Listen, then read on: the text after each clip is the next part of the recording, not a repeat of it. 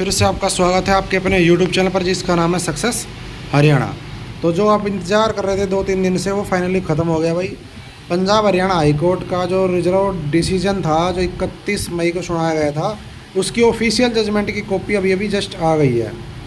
तो डिटेल से बात करेंगे इसमें कि क्या क्या ऑर्डर दिए गए हैं, किस केस के बारे में क्या फ़ैसला है, और ये सारा निचोड़ निकलने के बाद एक अगली वीडियो बनाऊंगा जिसमें इसके निष्कर्ष के आधार पे बताऊंगा कि आगे क्या हो सकता है। लेकिन उससे पहले एक बार देख लेते हैं कि जजमेंट में क्या क्या इसमें भाई डिसीजन दिया है, क्योंकि ओरली तो थोड़ी बहुत चीज़ें थी, डिटेल में अभी आया है। ठीक है, देखो सबसे पहले कुछ केस आपने सुने नहीं होंगे कि कौन कौन से केस थे, लेकिन जो सबसे ज़्यादा चर्चित केस थे वो मैं आपको दिखा देता हूँ जिससे आप समझ जाओगे। जैसे केस ये रहा एक तो अर्पित गहलावत का जो 5 नंबर वाला केस था, ठीक है 605, और जो राहुल वाला केस था 1037 LPA लगी थी, वो ये रही Haryana staff selection Rahul and others. और दूसरा एक केस जो मेरी नॉलेज में था वो एक ये रहा परवीन वाला केस है, और ये है देवेंद्र वाला केस DESM वाला जो केस था, देवेंद्र वर्सेस अदर वाला था। ठीक है, ये सारी LPA लगी हुई थी और बहुत सारे केस इसके साथ मर्ज थे। देख लो कितने केस थे इसमें, लगभग 27 केस हैं जिनके ऊपर फैसला अब दिया गया है। ठीक है, तो इसके बारे में देखो डिटेल से देखते, ये इनके एडवोकेट थे। तो सबसे पहले ये तो चीज़ बताएंगे भाई कब क्या हुआ, ये सारी चीज़ें हैं इसमें। मैं आपको फैसले के ऊपर लेके चलता हूँ डायरेक्ट। 1 नंबर पॉइंट में इधर तो ये बताया गया भाई 5 और 6 अगस्त को जो पेपर वगैरह थे उनके बारे में भाई स्टे किया गया था कि भाई रिवाइज रिजल्ट आएगी इसके बाद वगैरह वगैरह, जो जजमेंट दी थी सिंगल बेंच ने उसके बारे में बताया गया है। अब चलते हैं आगे। दूसरे में 5% और 2.5% वाली जो बात है कि भाई इसमें नंबर जुड़ेंगे, ये सब चीज़ें हैं। और इसमें सिंगल बेंच के फैसले का जिक्र है 3 नंबर पॉइंट में कि 4 तारीख को क्या फ़ैसला दिया था। ठीक है, उसके बाद फिर है कि LPA लगाई सरकार ने, और उसके बाद फिर आगे चला कि LPA का जो भी जजमेंट आएगा उस सब चीज़ों के ऊपर है। फिर उसके बाद 5/5/2020 की पॉलिसी के बारे में है। ठीक है, उसके बारे में बताया गया है, डेफिनेशन बताई गई, सीटी स्कोर क्या, ये सब चीज़ें तो आपको पता है, ये तो सब ये हैं। ठीक है, 7वें में बताया गया है कि seat examination and marks for सीटी ग्रुप सी की पॉलिसी क्या कहती है, वो सब चीज़ें हैं। इसके बाद ग्रुप D के बारे में बताया गया है। ये सब चीज़ें तो आपको पता है ऑलरेडी।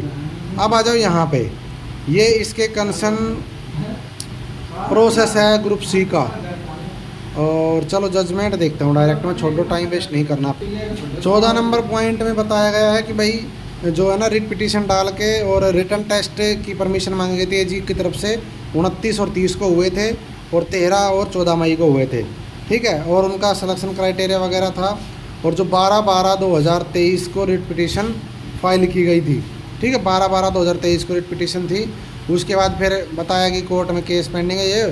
फिर एक 20 नंबर के मार्क्स की बात है, बिजली बोर्ड वाली जो भर्ती थी उसके बारे में। मतलब 5 नंबर के बारे में बहुत ज़्यादा डिटेल इसमें बताई गई है भाई, कब क्या हुआ, कब दूसरे स्टेट के उन लोगों को दिया गया, कब क्या था, ये सब चीज़ें हुई। और यहाँ पे आने के बाद अब देखो, अब जो जजमेंट है यहाँ पे जो हवाला दिया गया है, देखो ये रहा 17 नंबर में दिया गया है भाई। रिसेंटली एक जजमेंट है जिसमें मीता सहाय वर्सेस स्टेट ऑफ बिहार 2019 का जजमेंट है। इसमें भी वही चीज़ बताई गई है, जो एक्स्ट्रा बेनिफिट वगैरह के बारे में कॉन्स्टिट्यूशनल है नहीं है, वो सब चीज़ों का इसमें मतलब रेफरेंस दिए गए हैं इन केसों के बारे में, तो वो चीज़ बताई गई है। अब वैलिडिटी बताई गई है सोशियोमिक क्राइटेरिया की, इसमें कि वैलिडिटी क्या रहेगी उसके ऊपर बताया गया। आर्टिकल 14, 15, 16 का उल्लंघन है, ये सब चीज़ें, और इक्वलिटी नहीं आ रही है उससे, ये सब चीज़ें हैं। एक दूसरे केस की जब जजमेंट है यहाँ पे Pradeep Jain versus union of India 1984 का है, एक कैलाश चंद्र शर्मा, ये जजमेंट मतलब रेफरेंस है इन सभी की, तो रेफरेंस दी गई जिसके बाद ये फैसला दिया गया। और फिर हरियाणा स्टेट केस में रिटर्न सबमिशन एजेंडर, ये एक रिटर्न सबमिशन दिया गया है किसकी तरफ से, चीफ सेक्रेटरी की तरफ से।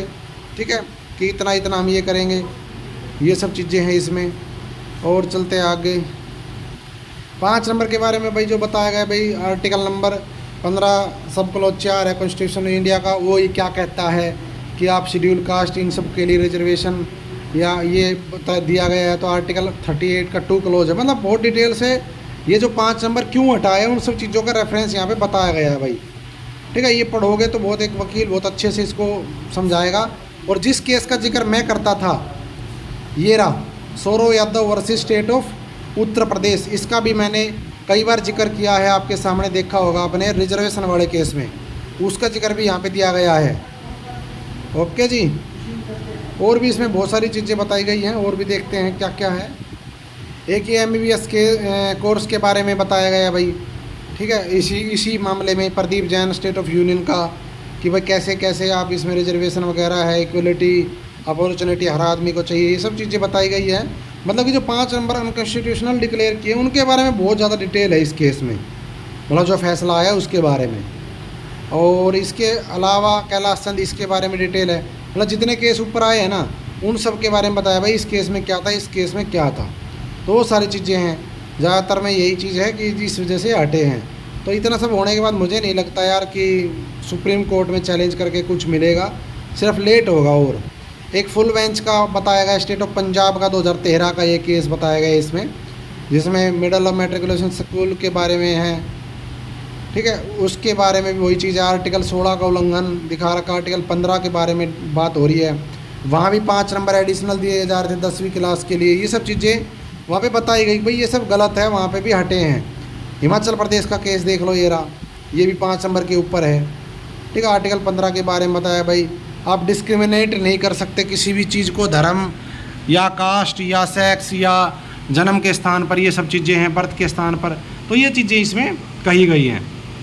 और देख लेते क्या है, इंदिरा साहनी, ये सबसे फेमस केस था सुप्रीम कोर्ट ऑफ का, ठीक है। इसमें भी ये भी कहा गया है कि जो 50% की जो लिमिट है वो नहीं जानी चाहिए, एक तो पार, इसमें ये था, लेकिन वो भी चीज़ यहाँ पे फॉलो नहीं हुई, इस तरह से बात है।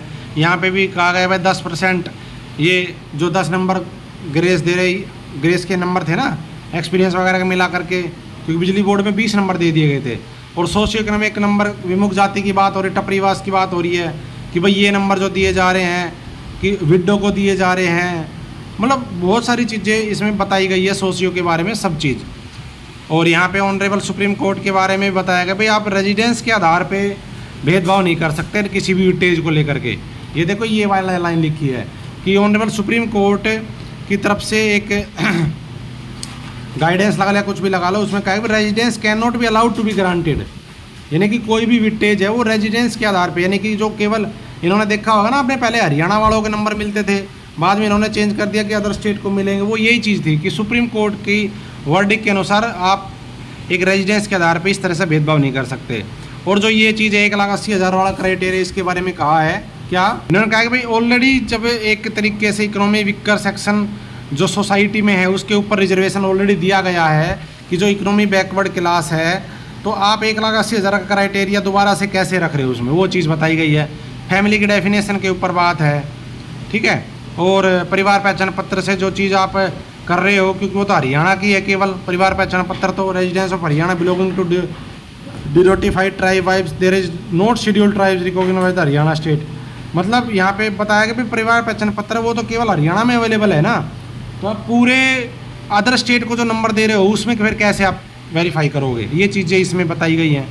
मतलब क्या है कि सरकार की जो पॉलिसी है उसी के अंदर HSSC फंस के रह गई, अपनी पॉलिसी को डिफेंड करने में दिक्कत आ गई, इस वजह से ये चीज़ें हटी हैं। अच्छा, यहाँ तक तो था 46 नंबर तक, तो जो 5 नंबर का है मैटर, उसके बारे में भी 5 नंबर कैसे गलत है। अब आ जाओ यहाँ पे बात है डिस्कशन रिलेटेड टू LPA। जो LPA जो थी उसका जो सिंगल बेंच का फैसला था, अब उसके ऊपर डिस्कस होगा यहाँ पे। तो उसके बारे में बताया भाई LPA कब क्या हुआ, कब कौन सा टेस्ट हुआ, किस दिन रिजल्ट आया, किस दिन इसके ऊपर फैसला आया, सिंगल बेंच ने क्या कहा, ये सारी चीज़ें इसमें बताई गई है अभी, ठीक है। और यहाँ पे बताया गया है फिर KG की तरफ से रिट पिटीशन डाली गई है इस डेट को, फिर उसके ऊपर क्या हुआ आगे, ये सारी चीज़ें इसमें डिक्लेयर अच्छे से बताई गई है, एफिडेविट फाइल किया।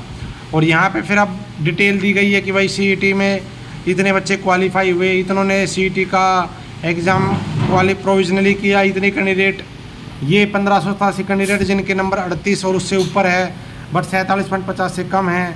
ये सारी चीज़ें डिटेल्स इसमें बताई गई रिजल्ट के बारे में कि कितने बच्चे कितनों ने क्या क्या किया। और इसमें बताया गया अपॉर्चुनिटी कमीशन ने कब कब दी कि भाई अपने नंबर वापस ले लो, ये चीज़ें यहाँ पे बताई गई, क्योंकि सारी चीज़ें इसमें बताई जाती हैं। उसके बाद फिर बताया कि भाई पेपर होने का टाइम आ जाएगा। अब यहाँ पे देखो इन्होंने कहा है कि जो आपने पेपर के लिए 5 स्कीम जो थी 5 टाइम 4 टाइम वाली, इसमें अब यहाँ पे देखो 54 नंबर पे एक चीज़ बताई गई है जिस वजह से खेल बिगड़ा। क्या? It is also state on the oath of the commission has corrected all the data related to candidate belonging to ex serviceman category up 29/7/2023 while the result wise revise 25/7/2023। मतलब कि ESM से रिलेटेड भी कुछ इशू थे, कईयों का ESM show नहीं कर रहा था, ठीक है, तो वो कैटेगरी फिलअप करने के लिए टाइम दिया गया 29 तारीख को और रिजल्ट रिवाइज कर दिया गया 25 तारीख को। ये चीज़ बताया रखी इसमें।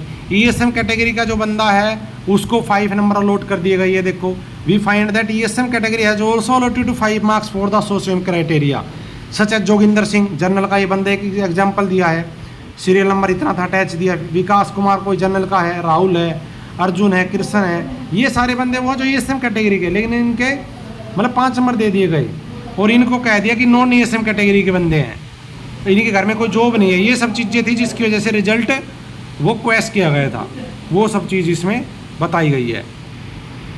फिर इसमें बताया कि भाई 42,62,23 बच्चों ने जो है अपने क्लेम वापस ले लिए, ठीक है, और उनके बाद कोई रिवाइज रिजल्ट नहीं आया, ना कोई उसके बाद कोई रिजल्ट डिक्लेयर किया इन्होंने। ये सब करने के बाद यानी कि ये कह रहे हैं कि जब बच्चों ने इतने नंबर क्लेम करे जो विड्रॉ किए थे तो उसके बाद रिजल्ट रिवाइज होना चाहिए था, लेकिन it is notice that the CET score was there after not revise and no result to be declare. उसके बाद कोई रिजल्ट ही रिवाइज नहीं किया, जबकि पोर्टल पे कह दिया कि 62 से बच्चों ने क्लेम वापस ले। तो ये सब चीज़ें थी जिसकी वजह से ये सब कुछ रद्द हुआ है, ठीक है। तो the fact which has to come to record on the affidavit related that the finding aware avoid at the time of learn single bench are correct. तो सिंगल बेंच की जो जजमेंट थी उसको करेक्ट माना इन्होंने यहाँ पे। और इसमें बस और जो और केस है उनके बारे में कोई खास अभी देख रहा हूँ मैं, मिल नहीं रहा मुझे। जो 62 नंबर पॉइंट है इसमें आ गई बात वो भाई कि 63 ग्रुप थे टोटल, जिसमें से 24 ग्रुप हैं जिनके रिटर्न एग्ज़ाम जो है कंडक्ट करवा लिए गए थे और उनको स्किल एंड इनके लिए अप्लाई करने के लिए जो आगे प्रोसेस हुआ था, जिनके एग्ज़ाम हुए, किस बेस पे एक अंतरिम आदेश दिया गया था कोर्ट ने 19/12/2023 को 24 ग्रुप के लिए, जिसमें ये ग्रुप थे, ठीक है। यहाँ पे लिखा भी है where applicant are less than 4 या 5 टाइम्स कि भाई staff nurse, junior coach, SA, ALM, electrician, VLD, ये सब चीज़ें बताई गई हैं कि इनका क्या कैंडिडेट था, कितने एप्लीकेंट थे, कितने शॉर्ट लिस्ट थे और रेशियो क्या था, कितने गुणा थे, रिजल्ट आउट इनका हो चुका है, ये बताई गई है, ठीक है। और यहाँ पे where eligible candidate are less than 4 से 5 times, where eligible candidate are less than 4-5 times are less than 4-5 times. ये तो एप्लीकेंट है और यहाँ पे एलिजिबल कैंडिडेट यहाँ पे बताएगा। ये देखो रिजल्ट पेंडिंग, इनके रिजल्ट आउट है, सारी चीज़ें हो चुकी हैं। अब यहाँ पे देखो क्या लिखा है 10, we find that the while in the some cases the eligible short list. ये जो बात करती 20 ग्रुप वाली, यहाँ पे ध्यान से सुनो कि जो इन्हें मैं पढ़ के बता देता हूँ डायरेक्ट। आप एक इसमें ये कहा है कि जो एलिजिबल कैंडिडेट आपने किए तो बहुत सारे तो ऐसे हैं कि जहाँ पे बच्चे कम हैं, पोस्ट ज़्यादा हैं, मतलब शॉर्ट लिस्ट कैंडिडेट। यहाँ पे उदाहरण भी दिया है कि उनको छोड़ दिया गया। यहाँ पे लिखा है कि not apply on account their CET score lesser away other who march over the account of social criteria have been left out, उनको छोड़ दिया गया है, ठीक है। कैसे? देखो 4 बॉयलर अटेंडेंट है, वहाँ पे क्या है, वहाँ पे 3 पोस्ट थी, लेकिन केवल 2 कैंडिडेट को शॉर्ट लिस्ट किया गया without their be any reason although 215 candidate has applied. मतलब कि 215 कैंडिडेट ने अप्लाई किया था, लेकिन केवल 2 ही कैंडिडेट को शॉर्ट लिस्ट किया गया और कोई रीज़न नहीं। सिमिलरली पोस्ट थी 4 किसकी, मॉड्यूलर की, वहाँ पे केवल 1 कैंडिडेट को शॉर्ट लिस्ट किया गया। 4 पोस्ट थी डिस्पेंसर यूनानी की, वहाँ पे 10 कैंडिडेट को शॉर्ट लिस्ट किया गया। और for the post of motor winder वहाँ पे 9 पोस्ट थी और 9 कैंडिडेट को शॉर्ट लिस्ट किया गया। ये सब चीज़ें इसमें बताई गई हैं। तो यहाँ पे और भी कई चीज़ें बताई गई हैं कि एक था जो देयरफॉर वी, यहाँ पे देखो जो 64 नंबर पॉइंट है यहाँ पे आपके खिलाफ चीज़ आई है, we therefore fail the understand as the method of manner examination has be conducted. मतलब कि कोर्ट ये समझने में फेल, मतलब कोर्ट को ये समझ नहीं आ रहा कि आपने किस मेथड और किस मैनर से एग्ज़ाम कैंडिडेट कंडक्ट करवा लिए हैं। जो ये कह रहे थे ना कि हमारे में 4 गुना से कम है, हमें क्यों रद्द कर दिया गया, वो ये चीज़ है कि कोर्ट कह रहा है कि हमें ये समझ नहीं आ रहा कि आपने किस मैनर से, किस मेथड से कंडक्ट करवाया exam. It is apparent that the there has been a complete non application of mind in short listed candidate और it can be said that there has been some favoritism done where there on record more than 10 times application there was no occasion of shortlist candidate less than the total number of post। मतलब court को HSSC ये समझाने में fail रही कि हमने किस तरीके से किस मैनर से कंडक्ट करवा ली एग्ज़ाम। और यहाँ पे कह रहा है this court also notice, court को ये नोटिस और भी एक चीज़ नोटिस आई है for various post of common skill या रिटन एग्जामिनेशन और conducted with the condition that the distribution of allocation shall be merit basis and as per the option given by the successful candidate. Thus there is no cutoff prepared and while in the applicant has moved to his application different category for the post in one group and he has been considered individually against the group at one candidate in all the post। मतलब कि जो group वाला जो लफड़ा है, देखो इन्होंने कह दिया कि आपने इस तरीके से कट ऑफ प्रिपेयर की है कि आपने एक ही कैंडिडेट को एक अलग अलग पोस्ट के लिए, अलग अलग कैटेगरी की पोस्ट के लिए आपने एक ग्रुप में कंसिडर कर लिया। यानी कि ही, देखो यहाँ पे जो वर्ड है ये रहा, he has been considered individually, उसको अकेले को ही कंसिडर कर लिया गया against the group as one candidate for all the post. मतलब कि समझे इससे क्या हुआ, जैसे उदाहरण के लिए ग्रुप 56 में मान लो 40 तरह की पोस्ट है। अब जो बंदा ग्रुप 56 का पेपर दे रहा है वो 40 पोस्ट के लिए कंसिडर कर लिया, इन्होंने बताया ही नहीं है किस किस पोस्ट पे है। यानी कि ग्रुप वाइज और पोस्ट वाइज वाला लफड़ा यहाँ पे है कि आप एक ही बंदे को पूरे ग्रुप के लिए कंसिडर कर रहे हो बिना किसी कट ऑफ के प्रिपेयर किए, कि आपने यही कट ऑफ प्रिपेयर नहीं कि कौन सा कैंडिडेट किस पोस्ट के लिए अप्लीकेबल है, उसके एप्लीकेशन को डिफरेंट कैटेगरी की पोस्ट के लिए एलिजिबल मान लिया। The respondent has assert in the affidavit, मैं पढ़ के बता देता हूँ फिर बहुत लंबी वीडियो हो गई है। 66 नंबर में ये कहा गया है कि जो 4 टाइम शॉर्ट लिस्ट करने थे, तो ऐसा भी देखने में आया है कि भाई जो 4 टाइम से भी कम लोगों को शॉर्ट लिस्ट किया गया है और जो एक तरीके से इनकरेक्ट और मिसलीडिंग करने वाला है, ऐसा कुछ है जो एफिडेविट दिया है उसके बारे में बताया गया है इसमें, ठीक है। और 67 नंबर में ग्रुप 56-57 के बारे में बताया है कि इसमें बहुत ज़्यादा नंबर की पोस्ट थी और जो शॉर्ट लिस्ट किए गए कैंडिडेट सीटी स्कोर पे, वो सीटी स्कोर गलत था। यहाँ पे देखो गिवन देयर रॉन्ग सीटी score, the final result of सीटी वाज नेवर पब्लिश, कभी भी इन्होंने सीटी का फाइनल स्कोर पब्लिश नहीं किया सही तरीके से। और by our interim order the post of the namely group 56-57 common graduate post level higher secondary level है नॉट बी डिक्लेयर्ड, इन्होंने कभी इस नाम से कभी डिक्लेयर नहीं किया। और the result of civil engineer post and electrical post has be also declared where the other post where there was a less number of post and respondent has appointment of the person। यही चीज़ है कि मतलब गलतियाँ इतनी ज़्यादा है जिसके ऊपर कोर्ट को HSSC समझाने में नाकाम रही। और ये बताया गया अगले में कि जो आपने सोशल में क्राइटेरिया अडोप्ट किया है तो इनको बोनस मार्क्स है जो कि इलीगल है and is some has also भी included up to maximum 2.5 marks in the examination conducted by the filling the post of second stage पे 2.5 नंबर दे रहे हो आप, तो ये सब चीज़ें हैं इलीगल है, उनको रिक्वायर्ड को इनको डाउन किया जाता है, यानी कि हटाया जाता है एक तरीके से। ये आया 68 नंबर में।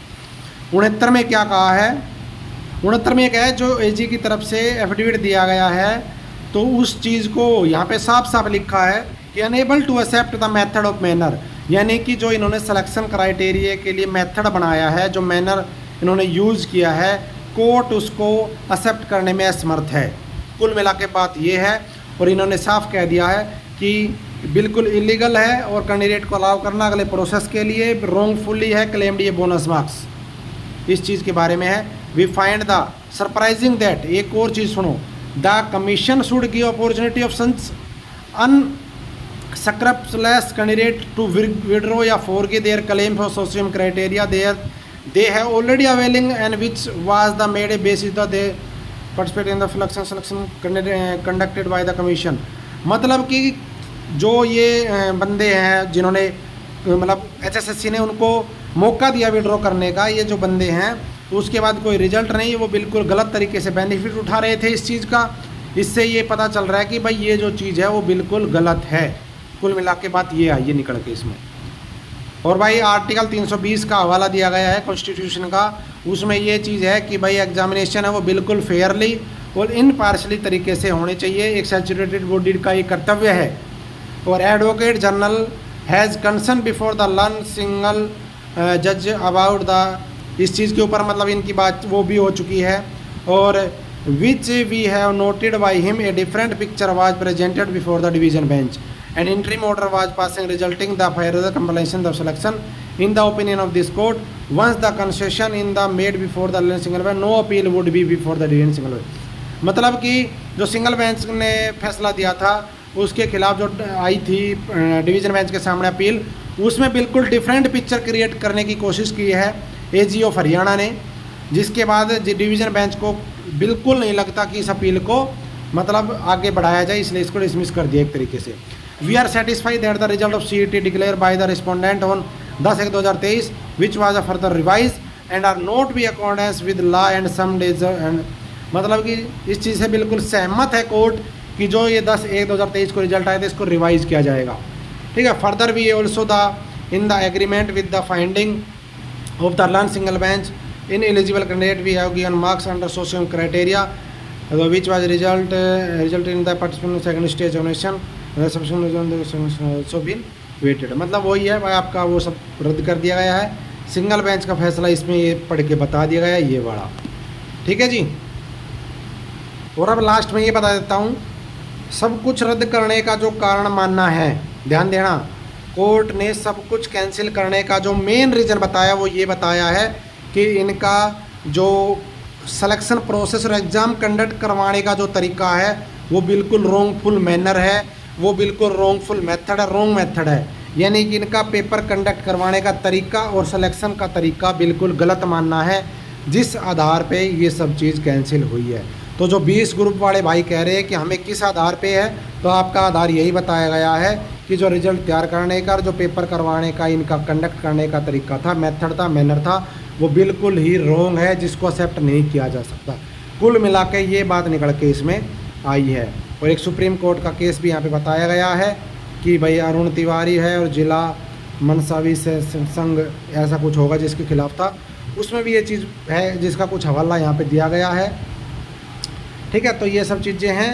और अब है 79 में पूरे केस का निचोड़। पहला जो है सोशियो का, वो कहा है कि ये आर्टिकल 14, 15, 16 का उल्लंघन करता है, इसलिए इसको ख़त्म किया जाता है। पहली बात क्लियर। दूसरा पॉइंट है कि जो CET का रिजल्ट डिक्लेयर हुआ था 10/1/2023 को, ठीक है, और 25/7/2023 को, उसको क्वेश किया जाता है। और यहाँ पे आपको डायरेक्शन दी जाती है, फ्रेश मेरिट लिस्ट प्रिपेयर कीजिए CET के, बिल्कुल solely on the basis of CET marks on the candidate who have appeared in the same, उसके आधार पे बनाओगे आप। उसके बाद एक इशू फ्रेश एडवर्टाइजमेंट, नई एडवर्टाइजमेंट आएगी, फॉर्म भरे जाएंगे वेरियस पोस्ट के लिए, हर कैंडिडेट को अलाउ किया जाएगा अप्लाई करने के लिए और जो रूल है उसके अनुसार। और जहाँ पे if more than 4 time applicant are available for the post, अगर 5-4 गुना से ज़्यादा कैंडिडेट हैं तो वहाँ पे cut off CET for the purpose of participation, वहाँ पे कट ऑफ बताई जाएगी। और the rule of the examination shall be accordingly follow, जो एग्ज़ाम करने के रूल है यानी जो एडवर्टाइजमेंट के रूल है उनको फॉलो किया जाएगा। यानी कि जो ESM DSM वाला जो रोड़ा था, इस तरह के जो केस हैं पोस्ट वाइज या ग्रुप वाइज जो बात है वो सब चीज़ वो फॉलो की जाएगी जो एडवर्टाइजमेंट में मेंशन है। यहाँ पे लिखा है, बात ध्यान देना, इसी से वो चीज़ क्लियर हो जाएगी। ठीक है। और the result shall be declared accordingly. अभी तक 6 महीने का जिक्र नहीं आया, लेकिन आगे देखता हूँ, हो सकता है आगे कुछ लिखा हो। और जो C नंबर पॉइंट है वो 20 ग्रुप के बारे में है, यहाँ पे सुन लेना ध्यान से भाई। Those candidate who have been appointed on the various post of basis of the earlier result, यानी कि कुछ जो अलग अलग पोस्टों पे पहले रिजल्ट के आधार पे अपॉइंट किए गए हैं, उन सबको अलाउ किया जाता है किसमें, participate in the fresh selection process. जो नए तरीके से फ्रेश सिलेक्शन प्रोसेस होगा उसमें आपको अलाउ किया जाता है। If they fall in the new merit list of the CET, अगर वो नई CET की मेरिट लिस्ट में आते हैं, till fresh selection is prepared they shall be allowed to continue, नए सिलेक्शन तक वो अलाउ रहेंगे, नौकरी के ऊपर प्रिपेयर करेंगे अपना, अलाउ रहेंगे, कंटिन्यू रहेंगे, परफॉर्म देयर ड्यूटी, अपनी ड्यूटी करते रहेंगे, पोस्ट ऑफ विच अपॉइंटेड, जिसके ऊपर वो अपॉइंट किए गए हैं। हाउ यार यहाँ पे आगे लाइन है, if they are not selected ultimately in fresh selection they shall have to leave the post and their appointment shall be terminated. अगर वो नए अपॉइंटमेंट में अगर वो फेल हो जाते हैं, नोट सेलेक्ट होते हैं, सेलेक्ट नहीं हो पाते हैं, तो उनको अपनी पोस्ट छोड़नी पड़ेगी और अपॉइंटमेंट है उसको टर्मिनेट कर दिया जाएगा। No right to shall be created in their fair of account of continue on the post और nor will be entitle claim any benefit of account of the sum except of the salary for the period during. यानी कि ना आपको कोई अधिकार नहीं, यहाँ पे सबसे मेन बात ये है, no right shall be created, आपको कोई अधिकार नहीं दिया जाएगा कि आप इस पोस्ट को कंटिन्यू करने के लिए दावा करें, और ना ही आप कोई क्लेम कर सकते किसी बेनिफिट का। सिर्फ सैलरी जो आपने ली है वो आपको मिलेगी, उसको वापस नहीं लिया जाएगा। Except the salary for the period during which they perform their duty. Salary के अलावा आप कोई भी दावा नहीं कर सकते कि हमारी नौकरी को कंटिन्यू किया जाए अगर आपको इसमें मतलब आप सेलेक्ट नहीं हो पाते दोबारा तो। और यहाँ पे अगला डी पॉइंट क्या है, 5वां पॉइंट है HSS रिलेटेड, जो ये कहते हैं कि भाई कमीशन नहीं है तो चेयरमैन नहीं है तो रिजल्ट नहीं आ सकता। तो 5वां पॉइंट क्या है, चीफ सेक्रेटरी हरियाणा को ये डायरेक्शन दी है कि चीफ सेक्रेटरी हरियाणा एक ऐसे सूटेबल कैंडिडेट, अनुभवी एक्सपीरियंस बंदे को सेक्रेटरी नियुक्त करेगा हरियाणा स्टाफ सिलेक्शन कमीशन का, जो ये प्रोसेस करवाएगा, कंडक्ट करवाएगा एग्ज़ाम। और यहाँ पे उदाहरण भी दिया है, सिलेक्शन लाइक के control of examination of any state university, किसी भी स्टेट यूनिवर्सिटी के कंट्रोलर को ये पद दिया जा सकता है। ऐसी डायरेक्शन दी है कोर्ट ने कि अच्छे से एग्ज़ाम हो, उसके लिए सेक्रेटरी किसी यूनिवर्सिटी के कंट्रोलर को बनाया जाए। ठीक है, अगला है in order of maintain transparency and constituency the commission is here for direction of frame rule of the commission for conducting of its examination without leaving any discretion of its official or members to take decision of their while financial resulting litigation। मतलब कि ये कहा गया है commission को कि एक तो ट्रांसपेरेंसी जो है वो मेंटेन करनी है, और जो रूल रेगुलेशन कमीशन ने बनाए थे, frame of rule commission conducting, यानी कि एग्ज़ाम के लिए जो रूल फ्रेम किए गए हैं उन सभी को बिल्कुल तरीके से फॉलो किया जाएगा। उसमें किसी भी तरीके का कोई अधिकारी या कोई भी मेंबर उसमें अपना मतलब इंटरफेयर नहीं करेगा, एक तरीके से ये कहा गया है। ठीक है, और किसी भी तरीके की देरी नहीं होगी रिजल्ट को देने में। और लास्ट है the exercise shall be completed fresh positively with in a period of 6 month. मैं कह रहा था अभी तक 6 महीने का जिक्र नहीं था, लेकिन अभी आ गया है तो 6 महीने का टाइम दिया गया कि सारी एक्सरसाइज को कंप्लीट करने के लिए। और यहाँ पे लिख दिया है 80 का, all the writ petition are accordingly allowed and all the LPA are dismiss. यानी कि जितनी रिट पिटिशन थी उनको अलाउड किया गया है और LPA को डिसमिस किया गया है। ठीक है, तो जितने भी पिटिशनर और रिट पिटिशन थी सभी को अलाउड किया गया है, चाहे उसमें इसका जिक्र हो या ना हो, जो रिट पिटिशन लगी थी सभी को अलाउड है। ठीक है, pending application if any shall stand dispose of accordingly, अगर कोई पेंडिंग है तो उसका भी निपटारा इसके अकॉर्डिंग मान लिया जाएगा। संजीव प्रकाश शर्मा जज, सुदीप्ति शर्मा जज, 31 तारीख का फैसला है। तो ये फैसला है कंप्लीट, जितना मेरे को समझ में आया मैंने पढ़ दिया। हो सकता है कुछ चीज़ें मैं भाई आपको अच्छे से ना सभी समझा पाए, ऐसा नहीं, बहुत बड़ा जजमेंट है और मैं कोई वकील हूँ, फिर भी मैंने अपनी तरफ से कोशिश की है कि मैं पूरा जजमेंट आपको समझा पाऊँ। रात को कोशिश करेंगे अच्छे से एडवोकेट का इंटरव्यू इस के बारे में कि क्या क्या हुआ है मोटा मोटा आपको बता पाऊँ। तो वीडियो को लाइक और शेयर कर देना, चैनल को सब्सक्राइब किया नहीं किया तो कर देना। धन्यवाद।